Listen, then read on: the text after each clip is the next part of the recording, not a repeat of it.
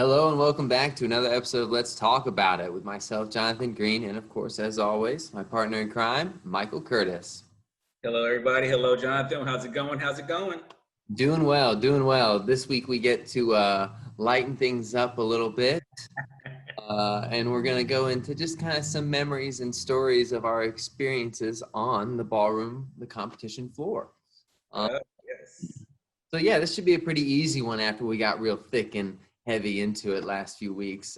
You want to start us off, Michael? Oh, yeah. Yeah, I find it ironic. We were talking about, ballroom competitions last week, last time, the good, the bad, the ugly, and now it's like, it's time to tell our little ugly story. So I'm going to mark this one in the ugly pile. So the subject is, we can tell a story no matter what it is, but I got a pro story, and it's like, this one has kind of like, every time I think about it, it still gives me shivers, but... So this was when I was back dancing Latin, and my partner was like Catherine Marino at the time, and we were being coached by Bill Sparks, so you probably know him. And so I remember us going out. I forgot which comp it was, honestly. I kind of blocked it out selectively, but I remember it was, I think it was Rising Star. And so we get out there and of course, Cha-Cha comes on. And up to that point, I'm thinking, I'm real relaxed and everything like that, ready to go, ready to get it. And then the music starts. So this is like a story for all you like amateurs out there to think that, you're the only ones that do it. So as soon as the music starts, I think it was Mambo Italiano or something like that, it comes in, my mind goes blank, dude. It was like, my mind goes severely blank. I don't even remember the beginning of it. I think I hit like my first pose and then it was just like, that's all we got, So I'm standing there for a split second and she's just like, what's going on? So you got to dance something. So I had no clue what my routine was. It was gone. And I sat there and I think I started dancing bronze cha-cha. Oh yeah. I started dancing. It was open. It was a open hip twist, hockey stick, alemana. I was killing the bronze and a little bit of the stuff. And all the while, I'm still thinking in my head, like, what is my freaking cha-cha routine? How do I get into this? Where can I get You think at that point it stops, but no, because then I'm like, oh, I think I remembered it. So then we try to start from the beginning again, and I forget it all over again. So I start repeating my bronze routine. Well, this goes on for about at least it had to be 50 seconds, but it felt like at least 5. 55 seconds, this is going on. Exactly. And I finally remember the routine, and we get into it. I'm not dancing it well at all at this point, just because my head's just gone. Finally dance routine, and it feels like I had danced maybe 10 seconds and then the music stops. So the music kind of fades out. So we probably only got a couple measures of our actual routine. So at this point, I'm flustered, but turn around, walking up the floor, guess who's there? Judging. Bill Sparks. Bill Sparks. And of course, his only look on his face is like, the one eyebrow thing, kind of like, well, he has the pad. He's kind of like, and it's like, that's it. That's literally it. It's not like, it wasn't. Yeah. Just, and you've been judged. Literally right behind me. I'm just like, oh, geez, man. It's tough when your coach is judging. That's the worst I've ever had on the floor. Learning experience, it can happen to anybody, man. But yeah, to all you students out there, believe me, I feel you. Been there. So it happens to pros too. It's just some are better at getting back on than others. No, that's a great one. Most of the stories that kind of pop up in my mind are pro-am, but I do know many times I had to be saved by Rachel, my partner, when I was doing pro. Like I would always try to line up in like the spot we weren't supposed to be facing. Like I don't know what it was. I would always try to start a dance facing the opposite direction than what it was supposed to start in. But usually Rachel would catch that before we even started, and she would just kind of lead me around in a circle to put her on the other side, or just be like, hey, I got to be over there. What are you doing? And there before, yep. She's had to leave me too. It's like, So I'm sure. I've had my partner do the same thing. Like, nope, you're supposed to be facing this way. Yeah. And I'm sure I've had many blanks while I was out there on the floor too, especially when you go in through choreography changes and things and new partners and things like that. But yeah, the one that stands out to me the most is a pro-am. I was dancing with an old student of mine, Maureen Brennan, and I primarily dance like cha-cha, rumba, swing, bolero, waltz, tango, foxtrot, Viennese. Waltz, tango, foxtrot, Viennese. Talk too fast. I don't do the club dances. It's not that they're difficult. It's just that I don't do them. So Maureen does, and she wanted to do a nightclub two-step at the comp. So yeah, sure, whatever. I'm all game, whatever. It's a fun dance. Problem is I don't do it that much. And, it's almost so easy that you're like, yeah, we don't have to worry about it too much. We'll just kind of dance it here and there, and we'll just dance it when we get there. Well, they played a song that I used. I had a hard time finding the count. I started dancing bolero, just because that is one of the dances I'm used to dancing. So they played the nightclub slow music, but I was thinking of it as a bolero. Now, for those of you out there, this would be a very, very slow bolero. But we did it. And also we were the only ones on the floor. So not only am I dancing bolero to a nightclub two-step as the pro in this partnership, and Maureen's 100% aware we're doing this wrong. And eventually I do catch on, but we're the only ones out there on the floor. So everyone around the ballroom is laughing at this point, actually myself included, because by this point, I know what's wrong too. I just can't, for the life of me, can't figure out how to switch from bolero to nightclub two. So I just finished the whole entire dance, dancing bolero, and that was that. And then I enjoyed laughing at myself afterward with everybody else when I came off the floor. But that was probably that was one of my most entertaining moments on the floor for sure, especially as far as like, whoop, I dropped the ball there. Big time. I guess I did have a similar situation where one of my students did kind of the same type of thing, and actually that student was my mom. Nice. Started dancing. My mom started dancing with me, and she was dancing cha-cha to waltz. She just she wasn't really familiar. She's a mover. She just feels the music. We didn't practice a whole lot. And she would just kind of go out there and move however she felt at the time. Well, it was a waltz, and cha-cha didn't look like waltz. So I do remember this, actually, honestly, primarily just because she nags me about it all the time. She doesn't nag me about it. She laughs about it all the time, and brings it up how apparently I got irritated with her on the floor. And I was like, what are you doing? Stop, just do a box, or something along those lines. I'm yelling at my mom, you're making me look bad, whatever it is. But yeah, just those completely out of left field, you don't expect, but somehow you end up in the situation. Oh man, I've been I've not been able to find a beat on a couple times, but I definitely remember being on the floor and they put a samba on. It was one of those sambas where it was like, it was a long intro and it was like really no music. It was kind of like a little percussive, but sometimes they mess with you. And I'm just like, you can see me trying to start, and she's just like, no, okay, fine. If I ever start dancing, like, I don't know what beat I was dancing on. I think I have no clue, dude. It was the wrong beat, but it was just like, well, let's go. Dude, sometimes songs are weird. It was a dance on, so only had like, you only get like so many seconds, right? And you're the only one too. By the time the music started, and I had found it. It was like, and here we go, and it was like, and there's your couple. I'm like, should I just go home now? Like, I know that we had messed up our dance on before.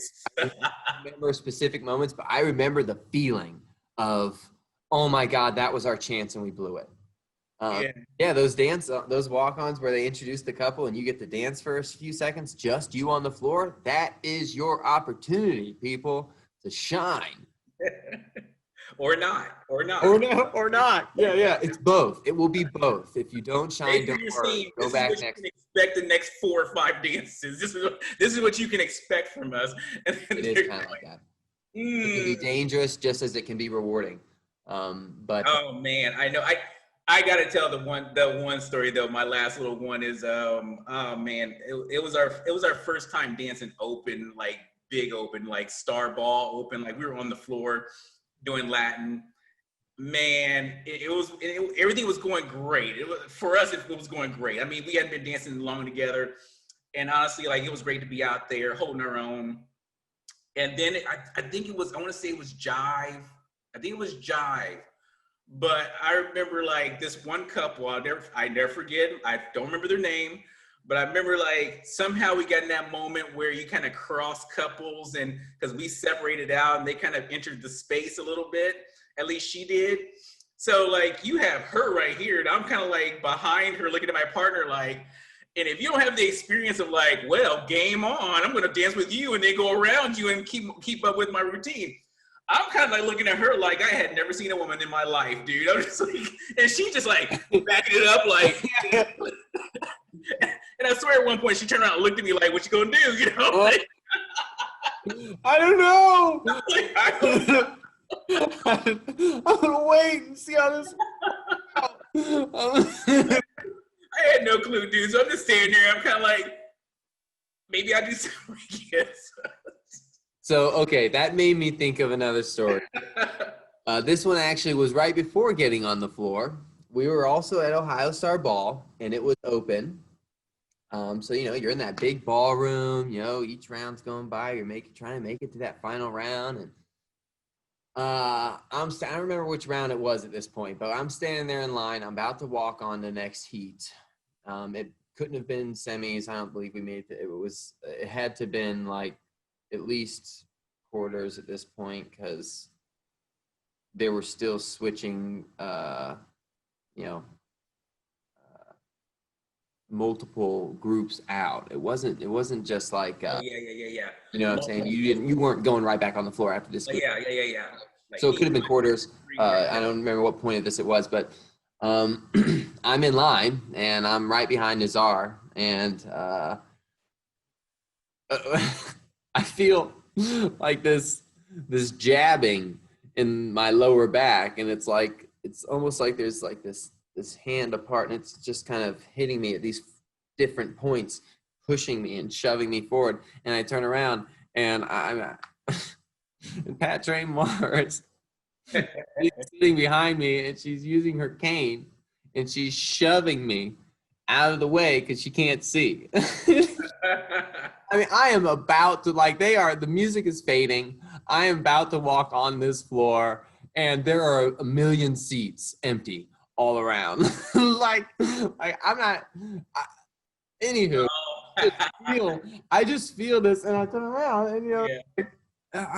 Pat, I'm about to walk on the floor. I'm about to dance. And